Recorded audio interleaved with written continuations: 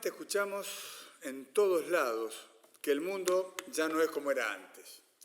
Si tuviera que elegir una palabra que exprese la realidad planetaria en este momento, yo elegiría la palabra incertidumbre. Incerteza, dicen los portugueses, una palabra que suena aún más musical. La incertidumbre domina nuestra realidad. De un tiempo a esta parte parece que la realidad internacional se resiste a todos los modelos que antes la explicaban. En 2020 llegó la pandemia del COVID-19, que será recordada en la historia como una de las disrupciones mundiales más repentinas y más condicionantes a la vez. Nada antes golpeó a una parte tan vasta del mundo moderno a tanta velocidad y con consecuencias económicas y sociales tan devastadoras y generalizadas. En este encuentro quiero conversar con ustedes acerca de cómo el regionalismo puede ayudar a países como el nuestro a navegar, como dice el título de la charla, en aguas más inciertas que nunca. Primero, me gustaría que reflexionemos un poco de qué estamos hablando cuando hablamos de integración. Con ello en claro, les voy a proponer una comparación de los caminos que América Latina y el sudeste asiático recorrieron en sus regionalismos. Finalmente, me gustaría detenerme en una serie de fenómenos claves que exceden a estas regiones, pero que moldean sus procesos de integración. A ver, avancemos con la integración. Para entender qué momento está atravesando la integración de América Latina y el sudeste asiático, conviene detenerse y precisar de qué hablamos cuando hablamos de integración. La definición más reconocida dentro de la teoría de la integración es de Haas, de 1958, la he copiado aquí para compartirla con ustedes.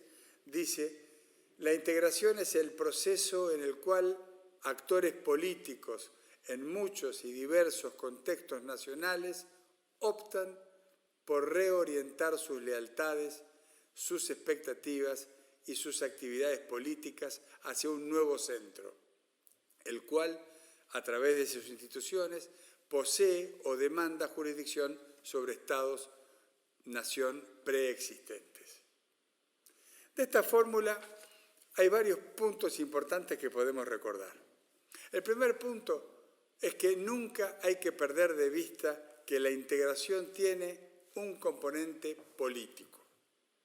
En tanto proceso que altera los órdenes establecidos, la integración es de esos grandes cambios que implica la movilización de voluntades, esto es, el manejo del conflicto, el manejo de las relaciones de poder.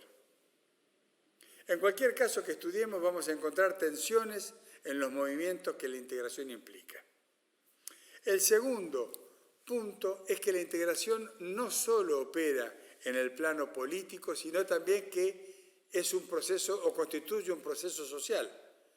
Como la definición de Haas que acabamos de leer indica, las lealtades y expectativas de poblaciones enteras son moldeadas, ya sea con o en contra del tren de la integración.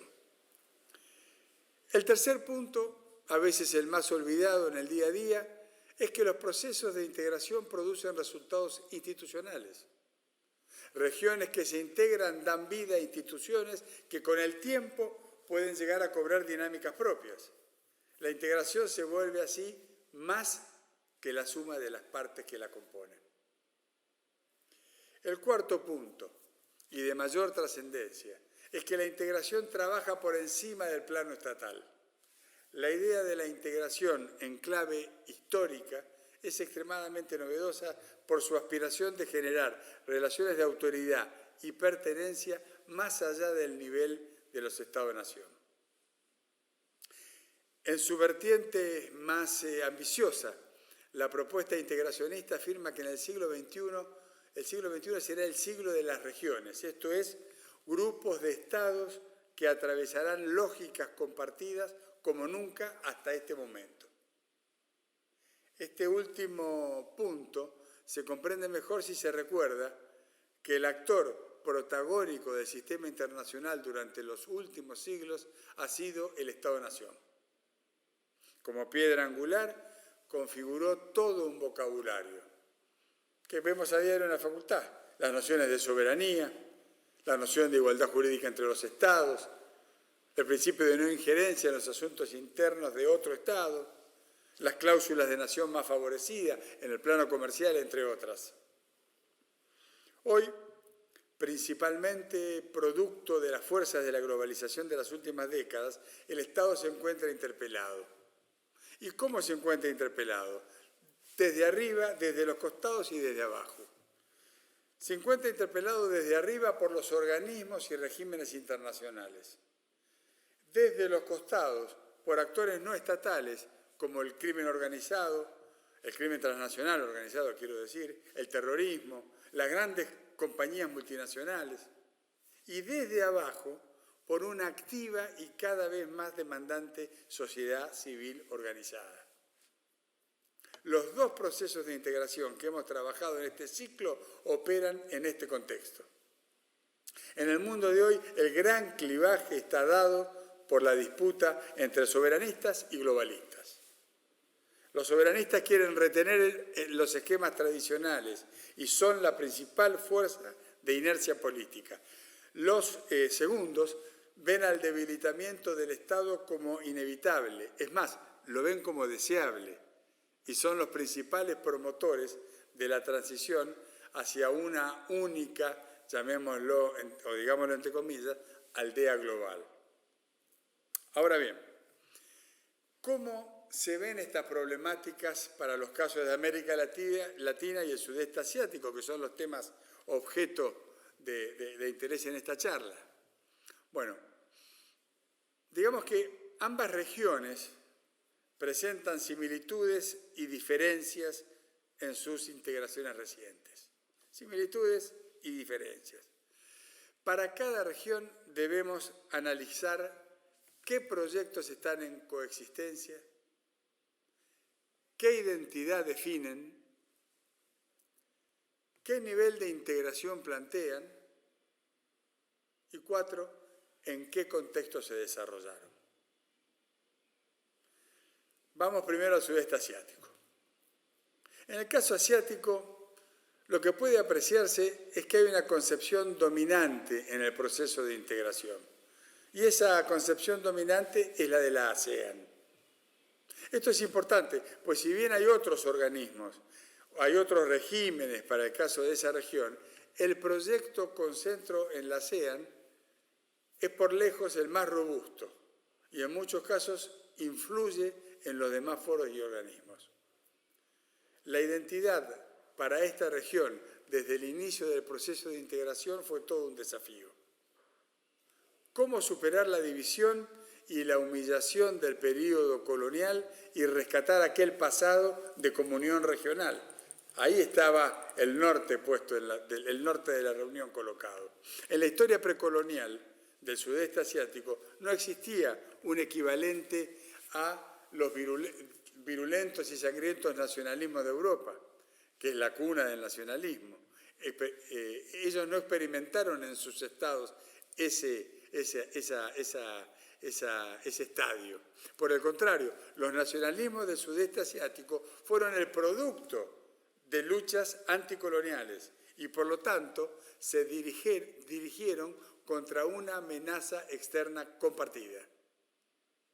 Todos los países del sudeste asiático formaron parte en su día de imperios coloniales occidentales, todos menos uno, Tailandia, que sin embargo le cedió territorio y se vio sometida a importantes restricciones en su libertad de acción exterior.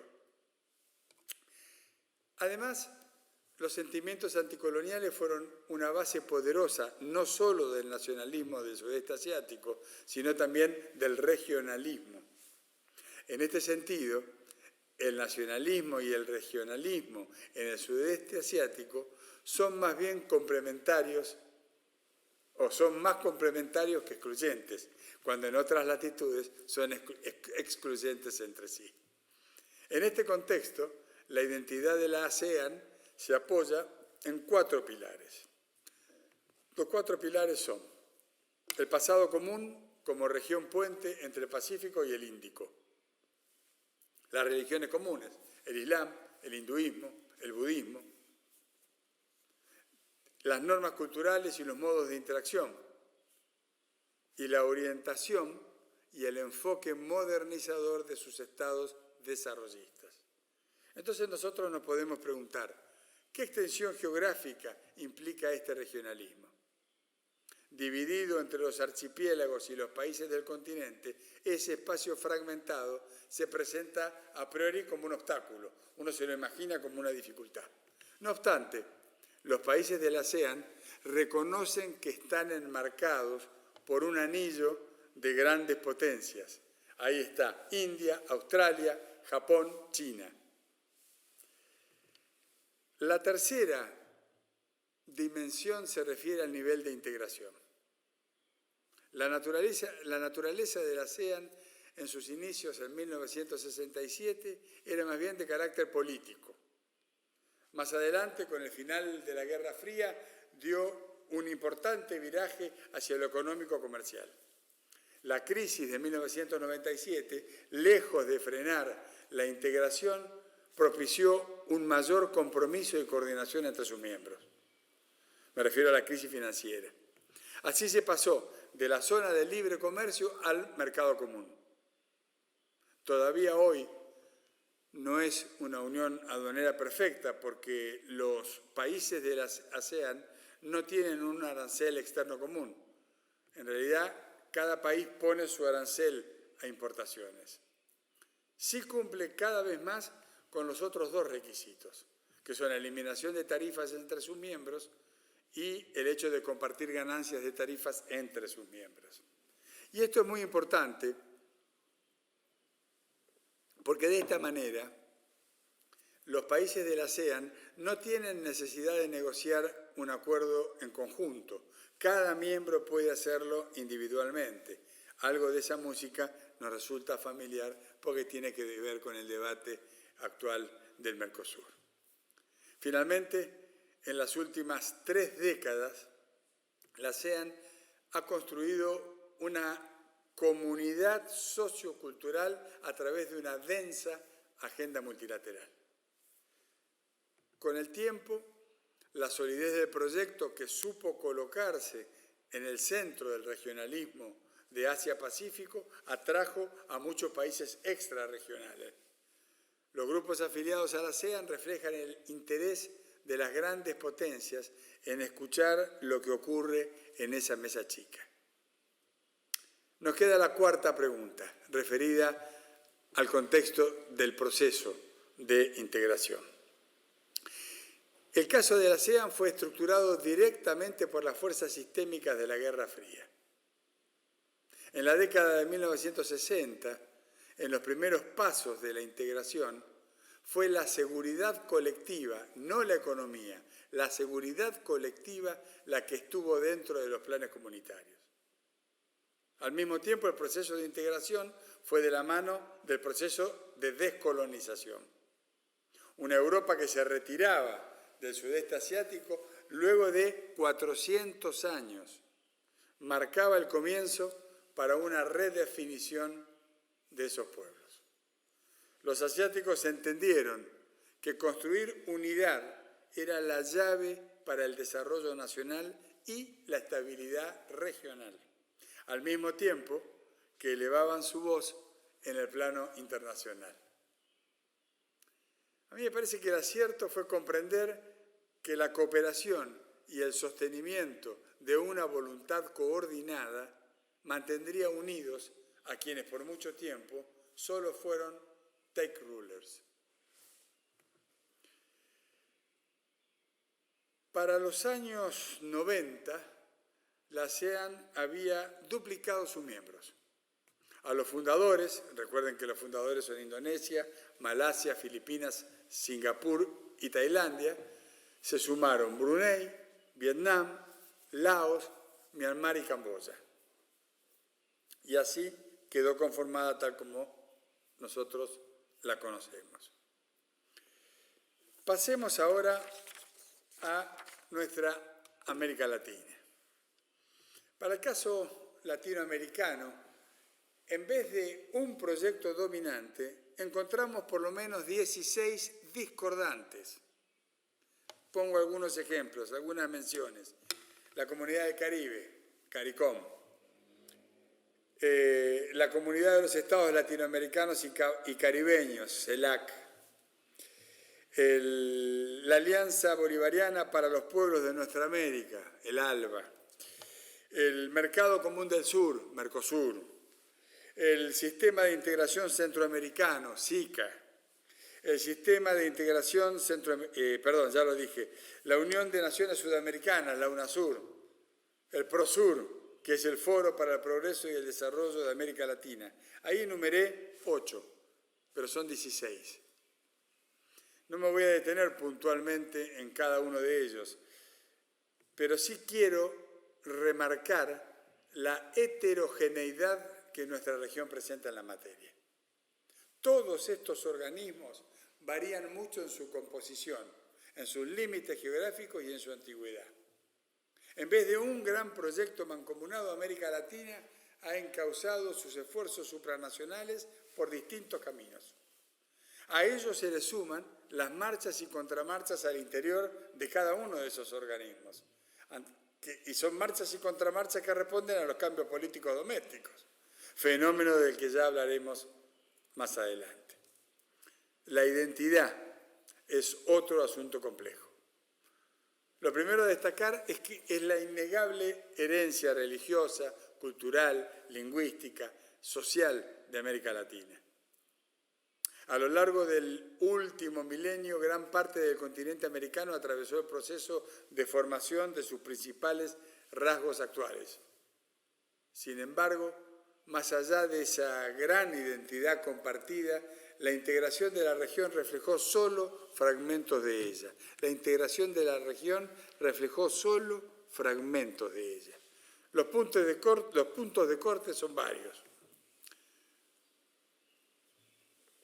Algunos son regionales, como la contradicción integración sudamericana versus la latinoamericana, o la centroamericana versus la caribeña, o comerciales, la atlántica versus la pacífica, o identitaria, como la andina versus la amazónica, y podríamos seguir.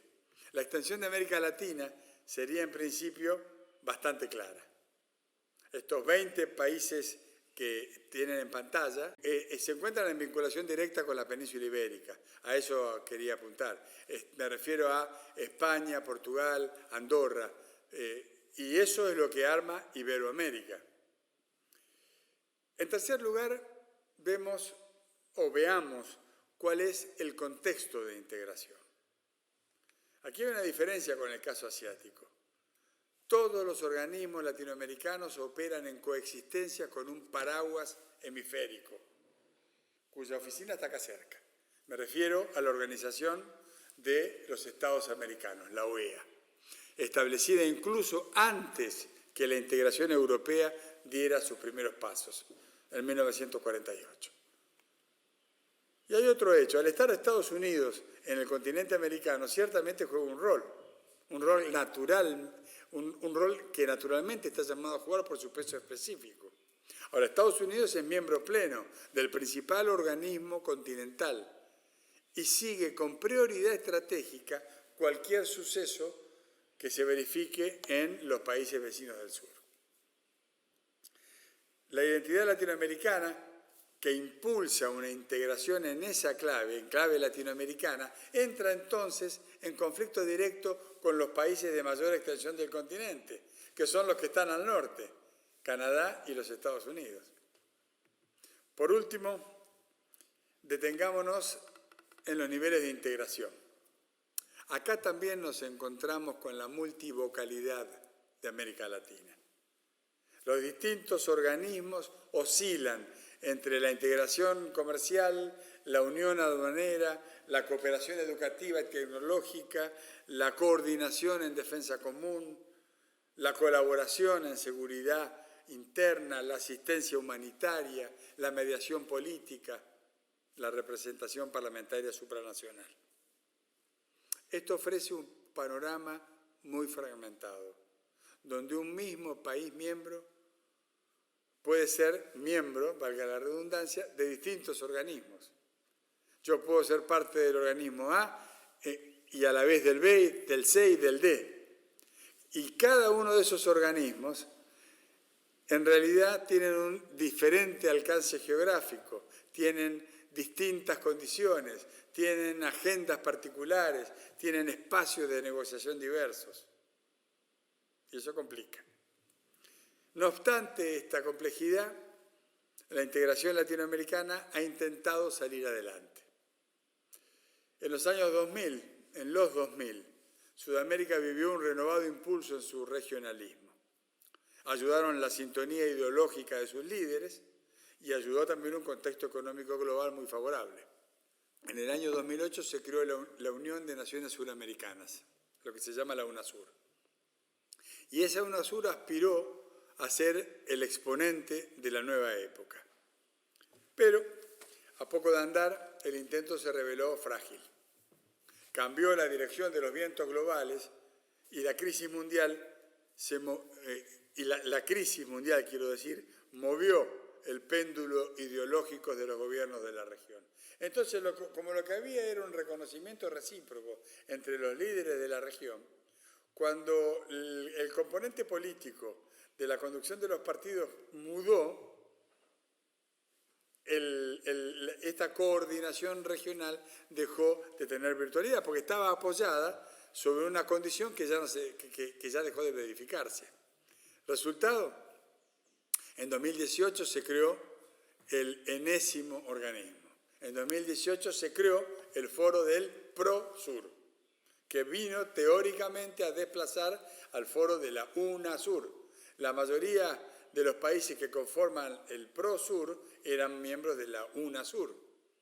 Pero la UNASUR quedó vaciada de miembros y no le quedó ni siquiera su sede en Quito. Habían llegado a definir la sede de la organización en Ecuador. Y tan solo 3 años después, el nuevo PROSUR ya no pasa declaraciones esporádicas, ya son declaraciones que desentonan con la dirección de la región. Ha dejado de ser una organización que expresa a una parte de la región sudamericana.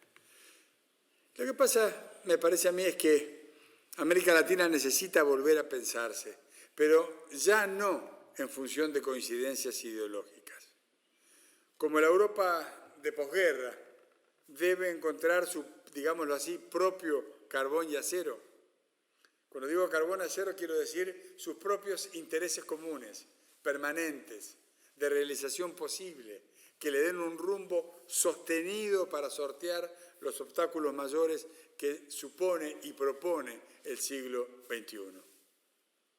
Solo sobre intereses permanentes América Latina podrá construir una integración duradera en la cual pueda acentuar afinidades y procesar diferencias. Ahora bien, ¿qué intereses comunes podemos identificar en nuestra región? Yo diría, primero, proteger nuestros recursos naturales. América Latina tiene un interés central en el aprovechamiento de sus recursos naturales. Del total global, la región produce 1/6 de los alimentos. La región produce además la mitad del cobre y la plata. La región además tiene el 60% de la reserva de litio y casi 25% del petróleo mundial. Este interés por los recursos es también desde un punto de vista ambiental. América Latina alberga más de 1/3 de la biodiversidad del planeta y supera 3 veces el promedio mundial de agua dulce por persona. La mitad de su territorio son áreas verdes, más que cualquier otra región del globo. Por eso este año el mundo entero aplaudió el Acuerdo de Escazú como un hito jurídico en la protección de la biodiversidad y la justicia ambiental. Bien, el comercio también debe ser protagonista. Gracias a su longitud en 2 hemisferios y el acceso a los océanos Atlántico y Pacífico, la región tiene la posibilidad de formar parte de las principales cadenas de valor y de comercio mundial. Además, la región debe ganar autonomía sin alineamientos rígidos. Una de las mayores amenazas para nuestra región en la actualidad es la tentación de caer en el falso dilema entre Estados Unidos o China. Estamos en un proceso de fenomenal redistribución del poder global. Y cuando en el tablero de las grandes potencias hay mucho movimiento, entonces existen valiosas ventanas de oportunidad para asegurar más espacios de autonomía. Una diplomacia consensuada entre las cancillerías latinoamericanas resulta indispensable para no dispersar nuestras fuerzas. Juntos podemos defender, obviamente, mejor nuestra posición. Tercero, afianzar una zona de paz desnuclearizada. En perspectiva global, llamémoslo el barrio latinoamericano, es un barrio bastante tranquilo.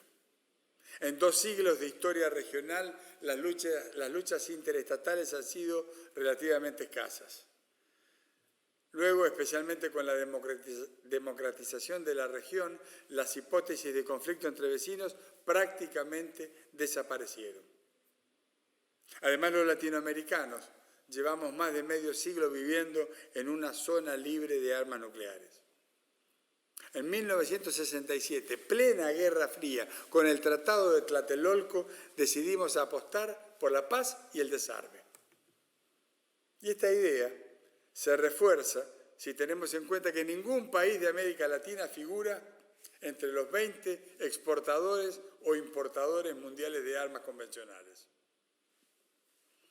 Cuarto, fortalecer nuestros mercados.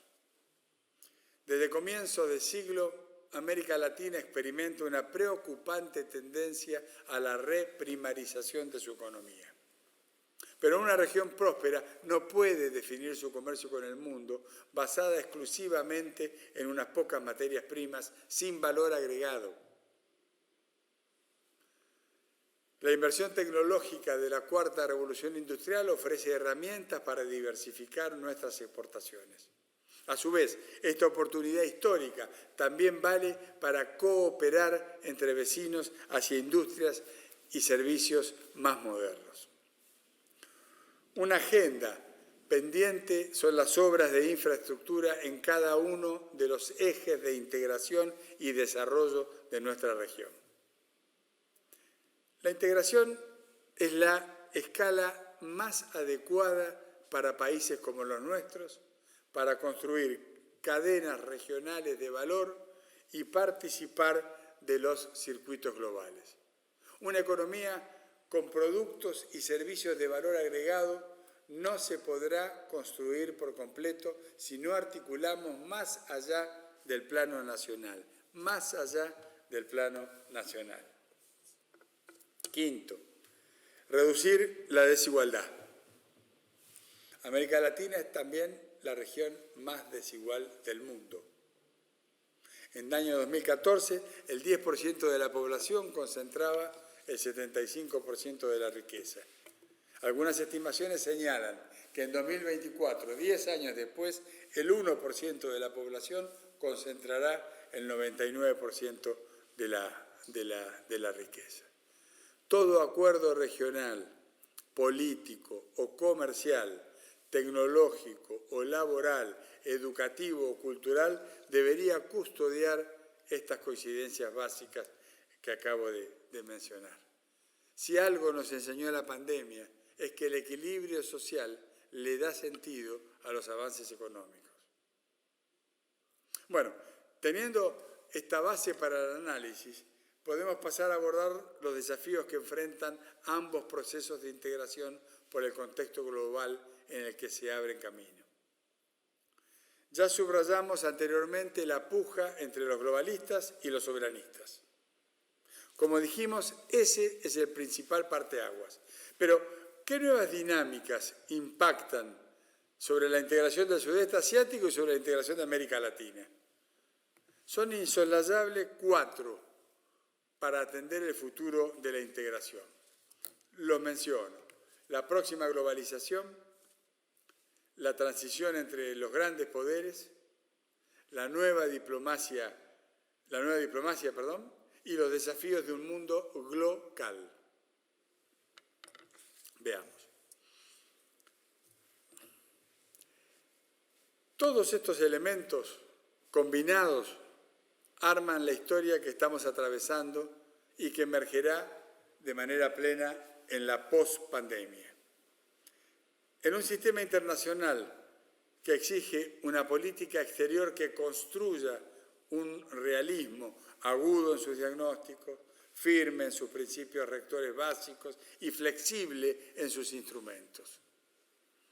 Por eso es interesante intentar abordar las características de la próxima globalización. Porque muchos se han preguntado si la pandemia implicará el fin de la globalización. Un planteo así formulado sería erróneo por 2 motivos. En primer lugar, porque en la historia de la humanidad ha habido varias globalizaciones y cada una fue más profunda y más acelerada en el tiempo que la anterior. Es demasiado precipitado augurar el fin de la globalización como patrón. Lo que se está gestando es una nueva globalización que sostiene la esencia de mayor volumen y rapidez de interacción, pero que cambia en sus dinámicas. Veamos, ¿cuáles son sus principales novedades? Primero, esta globalización será renuente. El principal contraste con la etapa que estamos dejando es el proceso de reversión de las deslocalizaciones productivas que habían armado una amplia segmentación geográfica de la producción mundial. Esto está en retirada. La pandemia le enseñó a los estados que además de los costos en términos de ventajas comparativas, la economía de un país debe calcularse sobre la base de un cálculo de seguridad. Este fue el discurso dominante durante los 4 años de la gestión de Donald Trump. Y tenía que ver con la contradicción principal que era con China. Y tenía que ver con la relocalización de las empresas americanas desplegadas por una cuestión de costos, sin considerar los cálculos de seguridad en territorio chino. Entonces, según el país del que se trate, hablamos de seguridad de provisión de materias primas, o seguridad de suministro de bienes finales, o seguridad de mercado de consumidores. Pero la noción de la seguridad pasa a ser, en esta nueva globalización, un componente necesario. Segundo, esta globalización será digital. Esta nueva edición ocurrirá en el marco de la 4ª revolución industrial. Lo hemos comprobado este año. La digitalización está cambiando cómo trabajamos, cómo vivimos, cómo nos relacionamos. A propósito de esto, la propia Organización Internacional del Trabajo, la OIT, definió como prioridad en su centenario la transformación del mundo del trabajo por las nuevas tecnologías y la robotización. Nuestra carrera, nuestra posición en la carrera tecnológica determinará si estamos entre los países ricos o entre los países pobres. Si iremos por la senda del desarrollo o por la senda de la dependencia.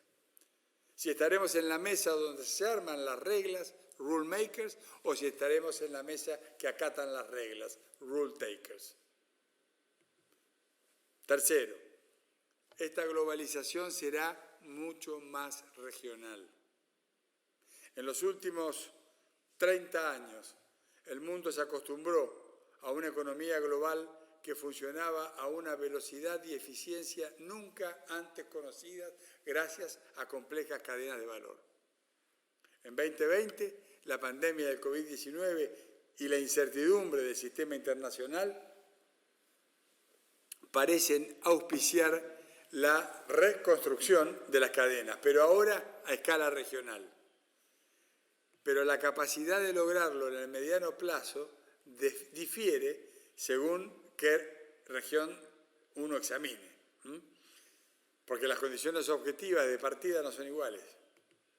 Según el consenso entre los especialistas y las propias tendencias registradas por la Organización Mundial de Comercio, con la, llamémoslo, desmundialización de la economía internacional, la mayor parte del comercio se está dando dentro de 3 aglomeraciones, de clústeres regionales. Una es la fábrica Asia, otro es la fábrica Europa, y la tercera es la fábrica América del Norte. Sin ir más lejos, en tan solo 2 años se firmaron 4 acuerdos económicos regionales de gran importancia. El TEMEC en América del Norte, el Tratado de Libre Comercio Africano, el Acuerdo Mercosur-Unión Europea y la Asociación Económica Integral Regional en Asia-Pacífico, el RCEP. Cuarto, esta globalización no será tan unívocamente pautada por Occidente como la anterior. Como todos sabemos, los últimos 50 años y en particular los últimos 30 tuvieron la fuerte impronta de las economías desarrolladas de Occidente, en particular Estados Unidos. En el terreno económico, esto significa que en la globalización que estamos dejando, el capital y el consumo estaban más concentrados en los que, para agruparlos de alguna manera, podemos llamar los países del G7. En adelante, la parálisis de la OMC contrasta con nuevas plataformas, como por ejemplo el Banco Asiático de Inversión en Infraestructura, una realidad nueva que ha llegado para quedarse y que viene a cambiar la modalidad de funcionamiento. Ahora el capital y el consumo del sur global van a tener más peso. Ya no será solo el peso de Occidente. Ese viraje también se expresa en el plano ideológico. La globalización que estamos dejando atrás tenía grabados los proyectos de democratización y el cosmopolitismo del orden internacional liberal. Por el contrario, en la próxima globalización, la autocratización y el choque cultural van a ser mucho más frecuentes. Quinto, está en debate la capacidad inclusiva de esta globalización. La anterior ya había sido una novedad por su escala verdaderamente planetaria y con miles de millones de personas involucradas. Esta nueva etapa de la globalización puede en potencia alcanzar a todos los seres humanos, pero también puede ser una nueva globalización que excluya a franjas importantes de las sociedades en desarrollo, resultando en una economía global a 2 velocidades. La pregunta fundamental para tener presente es ¿hasta qué punto es dable una fase superior de prosperidad global con altísimos niveles de concentración de la riqueza? No sabemos todavía la respuesta final. Hablemos ahora un poco de la transición entre los grandes poderes. En un contexto de creciente multipolaridad, desde hace por lo menos una década, buena parte de la discusión en las relaciones internacionales ha tratado de dar respuesta a la pregunta de ¿quién está a cargo? El G20, el G193 por la Asamblea General de las Naciones Unidas, el G2, el G1, el G0. Bueno, en particular lo que ocurra entre 2 actores estatales será de gran impacto para el resto. Y obviamente estoy hablando de Estados Unidos y de China. Las derivaciones de la pandemia han hecho recrudecer las tensiones preexistentes entre Washington y Beijing. Aquí uno podría observar una suerte de continuidad entre la política exterior seguida por la administración del presidente Biden respecto de la seguida por el presidente Trump. no ha cambiado de lugar ni de importancia en el tope de las principales políticas, la política con China. Y esto supone el riesgo de afectar seriamente la estabilidad global. Es muy importante cómo las dos potencias resuelvan sus contradicciones para garantizar el orden global. Repasemos qué mundo recibió el presidente Biden hace unos meses. Yo diría que un mundo caracterizado por el desorden multipolar, un mundo con brotes aislacionistas, con el comercio regionalizado y con la fragilidad del sistema multilateral. Con la nueva administración sobrevino otra estrategia diplomática, más clásica, más conciliadora, pero desde nuestras regiones no hay que olvidar que Washington tiene intereses permanentes y su pérdida de hegemonía relativa será el motor de las grandes decisiones de la administración actual. Por cierto, Estados Unidos sigue debatiendo íntimamente cómo quiere relacionarse con el mundo, considerando que las dos opciones, abrirse y cooperar o cerrarse y confrontar, implican costos y cambios y no aseguran mantener la antigua primacía global. Ocurre que hay un Estados Unidos que tiene contradicciones y grietas internas profundas.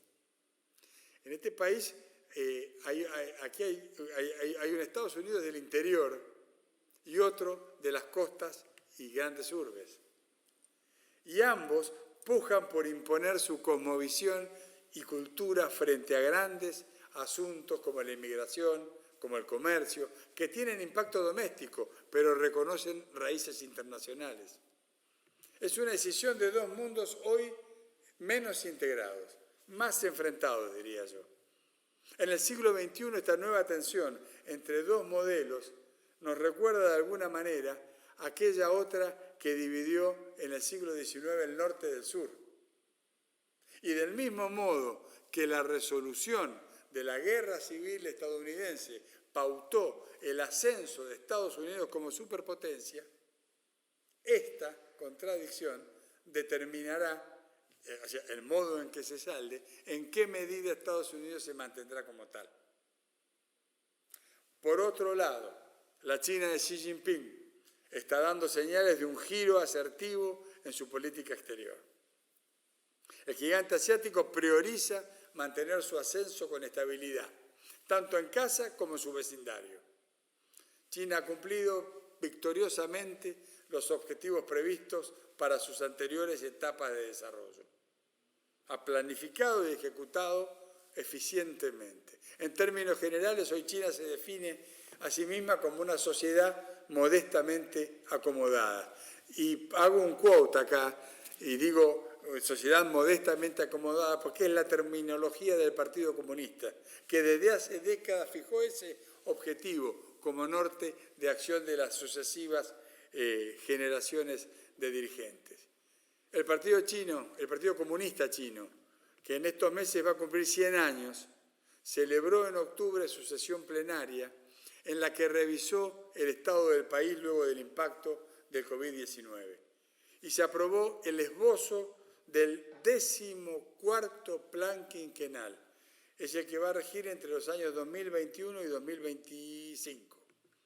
Para ello, el modelo de doble circulación es la nueva estrategia de las autoridades chinas. En pocas palabras, los flujos del modelo implican el fortalecimiento mutuo de los mercados nacionales e internacionales para estimular pautas de consumo sostenibles y a largo plazo.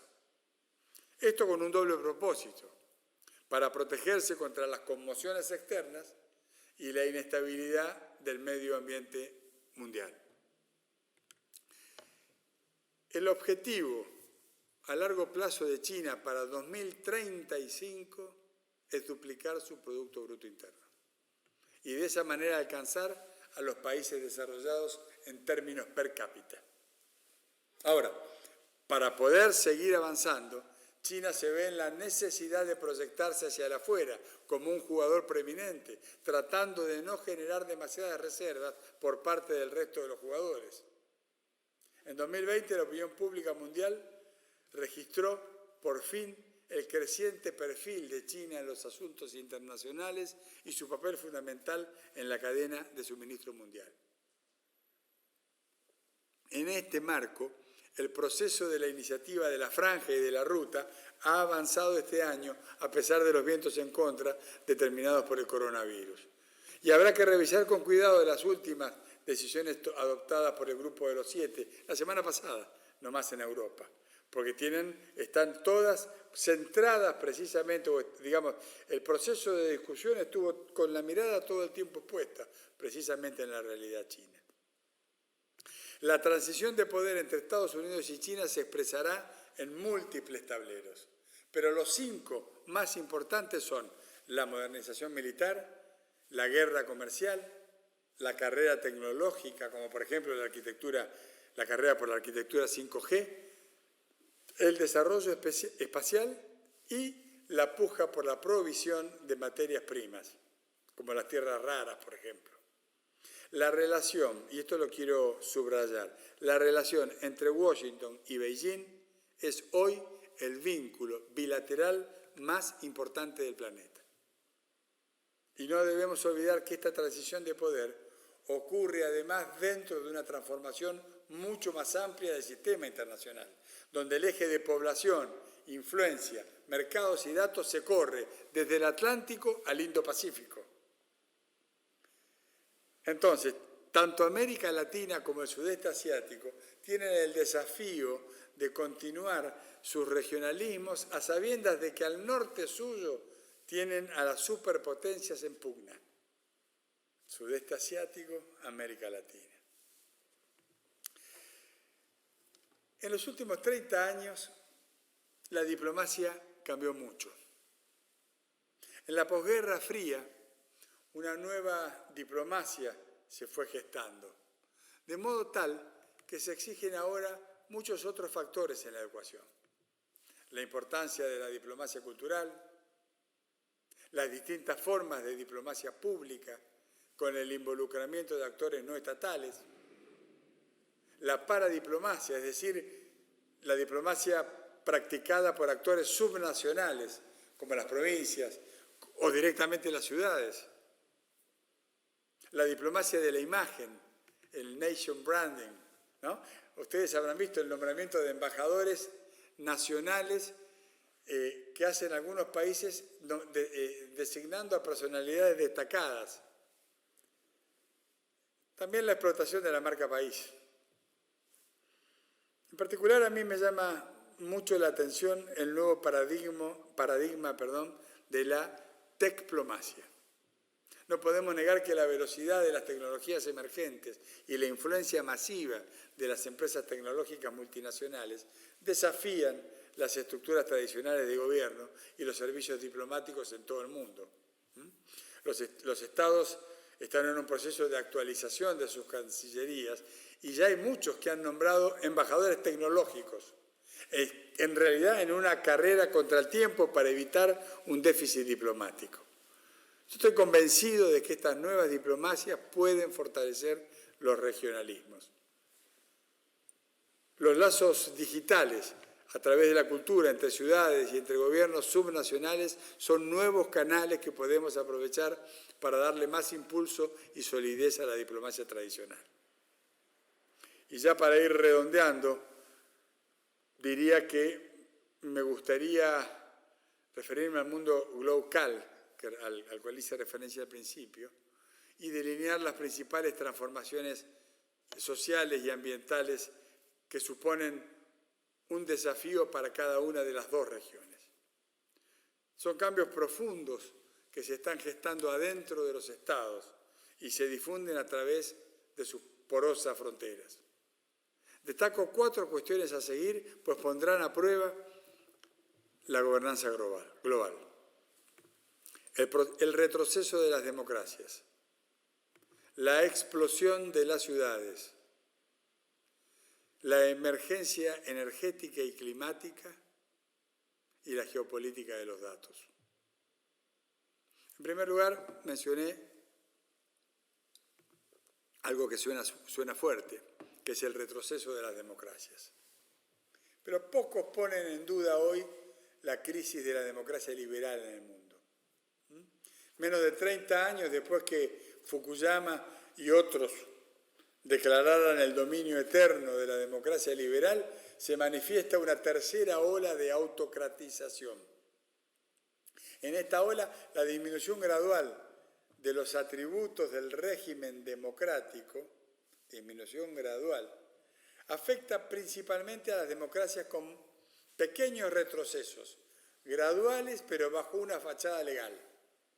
Se respetan las reglas de juego del sistema, pero en realidad se fuerzan las reglas de juego del sistema. La pandemia de COVID-19 llegó a un mundo urbanizado como nunca. El crecimiento de las grandes ciudades y los conurbanos en el mundo desarrollado, pero sobre todo en el sur global, supondrán un gran desafío para los estados y los gobiernos locales hacia 2050. Un gran desafío. El diagnóstico es claro. Las metrópolis del futuro pueden ser una tremenda fuente de dinamismo y crecimiento. Pero, si no se planifica o se gestiona mal, pueden llegar a estar abarrotadas, desconectadas, ser costosísimas. A esto se refirió el Banco Mundial como los demonios de la densidad. Los demonios de la densidad.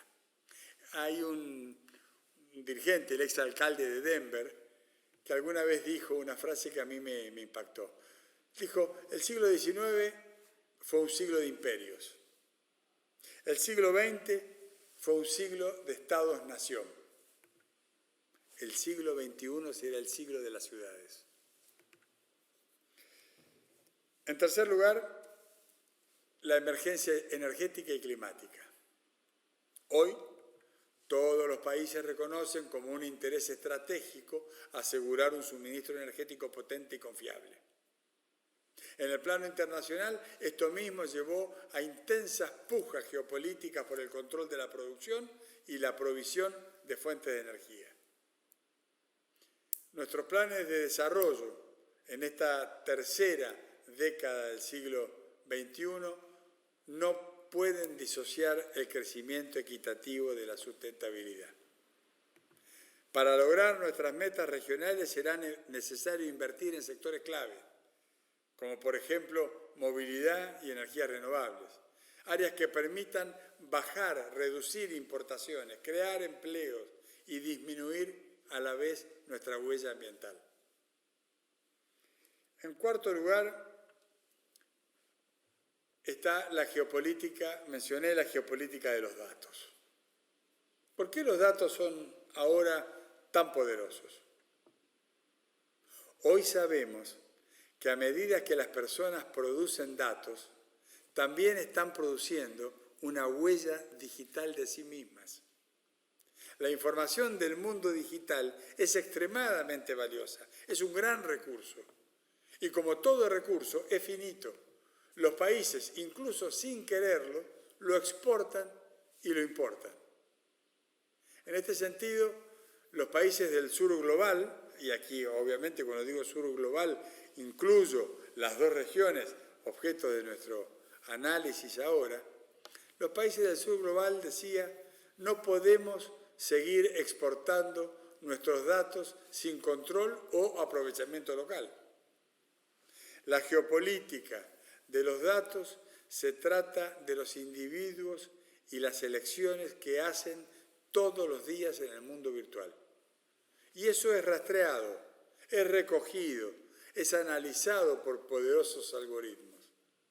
Y esa información se traduce en patrones de consumo, hasta en patrones de delito, en preferencias políticas y hasta en discursos culturales.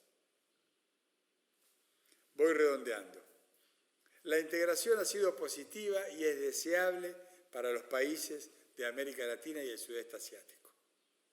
La agrupación de países para construir un futuro compartido seguirá siendo una de las grandes tendencias del siglo XXI. En el mundo post-pandemia debemos intentar transitar hacia lo que Esteban Actis llama la autonomía líquida, o Russell y Tocatlán cuando hablan de la autonomía relacional, lo cual supone proactividad y flexibilidad. En el siglo XXI debe caducar la autonomía pensada en términos de autosuficiencia y unilateralismo. Los escépticos sostienen que integrarse siempre es perder soberanía, pero también puede ser ganar soberanías. Hace años, cuando vivía en Europa, escribí un libro sobre la crisis del euro y en una entrevista que le hice a Felipe González, él me dijo que la consigna principal al momento de incorporar a España a la Unión Europea fue poder explicar la noción de que se puede teóricamente perder autonomía para ganar autonomía. España, comunidad nacional, perdía teóricamente algo de autonomía, pero ganaba mucho como parte integrante del bloque europeo, ganaba autonomía. Con el regionalismo, países con distintos contextos nacionales trabajan para afianzar sus lealtades, sus expectativas, sus proyectos políticos. Esta vez hacia instituciones que representen un proyecto común.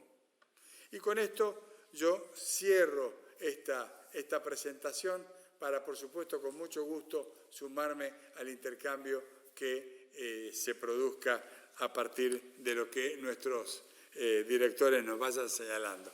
Muchas gracias.